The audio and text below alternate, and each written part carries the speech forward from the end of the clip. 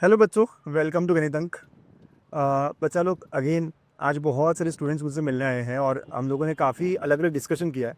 We have a student from Cummins जो कि top college है महाराष्ट्र का। एंड कमिंस में कैसे वो पहुंची और उसका रिपीट ईयर था, तो ड्रॉप लेने के बाद में कैसे प्रिपरेशन किया और आप लोग भी कैसे कर सकते हो वो हम इससे जानेंगे। So welcome Urvi. उर्वी, पहले बताओ पुणे का मौसम कैसा है? बहुत अच्छा है।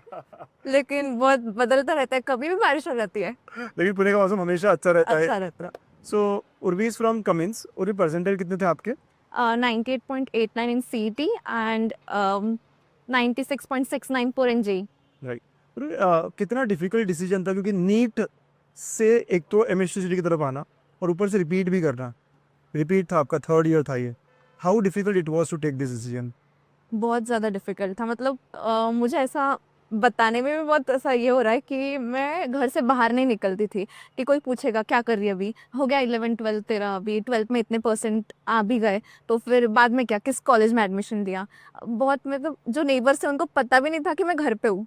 मैं इतना बाहर निकलती ही नहीं थे ऐसा।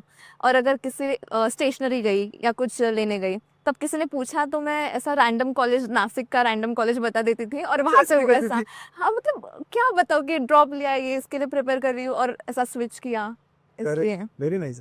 तो आपके फ्रेंड्स एक साल आपसे आगे जा रहे थे, कितना मोटिवेटिंग था ये आपके लिए या डिमोटिवेटिंग था ये? डीमोटिवेटिंग था।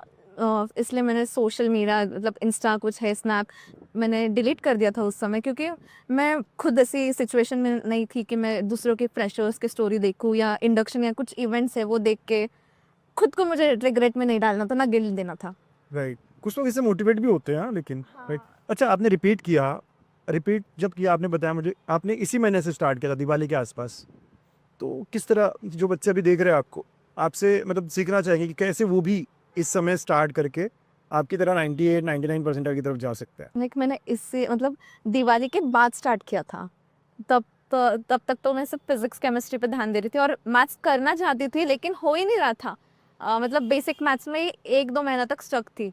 सो जब मैं मैथ्स करती थी तो फिर बहुत ऐसा होता था, फिर बाद में मुझे गणितज्ञ के बारे में पता चला।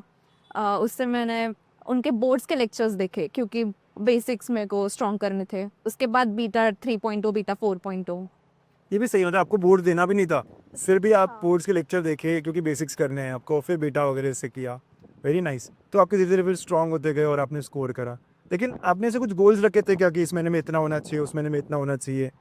एक्चुअली मैं बहुत अनरियलिस्टिक गोल्स रखती थी।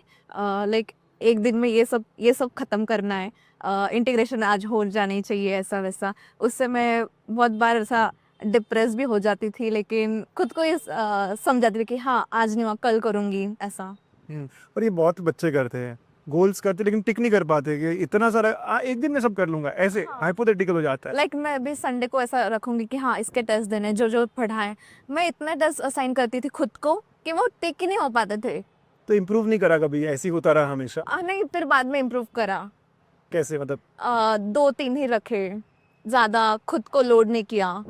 और कितने नंबर ऑफ आवर्स आप पढ़ाई करते थे? 7 8 डिपेंड करता है। लेकिन लेकिन होता था एवरेज में ऐसा। मोटिवेटेड थी कि पढ़ना ही है, करना ही है, हाँ, दिखाना ही फ्रेंड्स भी करके? बहुत अच्छे थे, मतलब वो मोटिवेट करते थे। राइट। बहुत अच्छा, फ्रेंड्स का रोल भी अच्छा रहता है इस हाँ। पूरे प्रिपरेशन में। नाइस। तो इन बच्चों को क्या करना चाहिए जो अभी अक्टूबर से शुरू कर रहे हैं? अगर आपके बेसिक्स बहुत वीक है तो फिर बोर्ड्स के लेक्चर से स्टार्ट करो, या फिर जो सर ने एक एक क्वेश्चन लिया है वैसे सर के साथ सॉल्व करो, फिर बाद में पॉज करके खुद सॉल्व करो। और फिर बाद में PYQs, CAT ओरिएंटेड कुछ पढ़ो, जो गार्ड्स देखो, ऐसा। राइट, तो यही है कि लेक्चर्स ठीक से करो। और मैं तो कहूँगा किसी एक टीचर को ही फॉलो करो, बहुत सारा इधर उधर नहीं करना है आपको। और एक चैप्टर के लिए बहुत सारे टीचर्स से वही चैप्टर नहीं पढ़ना है, बिल्कुल। एक ही टीचर को स्टिक करो। और फिर उसके बाद पीवाईक्यूज की तरफ ध्यान दो। पीवाईक्यूज कितनी बार? 2 बार ही किए थे मैंने, लेकिन वो भी बार बार करने चाहिए, मैंने नहीं किए थे। 3 बार भी किए तो अच्छा है, और एटलीस्ट 3 4 साल के अगर कर लिए तो बहुत बढ़िया है। टेस्ट वगैरह का क्या रहा आपका, कैसे किया था आप लोगों ने? अल्फा को ही फॉलो किया था। और अच्छी मतलब अच्छा स्कोर आने लगा? डिफिकल्टी लेवल अच्छी थी तो फिर मोटिवेशन भी था, और कई बार डिमोटिवेट भी हो जाती थी कि कम आए स्कोर, ऐसा। भाई, सो जो बच्चा अभी से शुरू करेगा वो भी आपकी तरह स्कोर कर सकता है, आपकी तरह एक बेस्ट कॉलेज में जा सकता इवन बेटर देन मी, क्योंकि मैंने 11 12 कुछ नहीं पढ़ा था मैथ्स में, सिर्फ लेक्चर्स अटेंड करती थी और हो गया, बस इतना ही। है। बिल्कुल, तो बच्चों ठीक से प्लान करो और एग्जीक्यूट भी करो। राइट, ये इंपॉर्टेंट है। जैसे कह रही है बीइंग अ रिपीटर, जिसने खुद ने दिवाली के बाद से शुरू किया है, यानी सही मोटिवेशन है आपके लिए कि अगर ये कर सकते हैं तो आप भी कर सकते हो। अगर ये टॉप कॉलेज में है पुणे के, महाराष्ट्र के, तो आप भी जा सकते हो। राइट, सो मचाना है ना आप लोगों को, तो फॉलो हर। ठीक है, और कोई क्वेरी हो, कोई क्वेश्चन हो, ये नहीं हो रहा, वो नहीं हो रहा, प्लीज़ कमेंट करना। ठीक है, और कुछ एनीथिंग टू ऐड? नहीं, क्वेश्चंस और करते रहो मैथ्स को, ऐसा डरो मत उससे। बिल्कुल, ऑल द वेरी बेस्ट बच्चा लोग, है ना। आप सब भी 2026 केमिस्ट्री सीरीज में मचाओगे। सिग्मा आया है, तैयार हो जाओ, सपनों को सच करने का वक्त आया है। रात दिन मेहनत अब रंग लाएगी, गणित दांत के साथ जीत निश्चित है। फॉर्मूला से फ्यूचर तक हर स्टेप क्लियर, दर नहीं सिर्फ डेडिकेशन है यहाँ। बूर्स और सीट दोनों साथ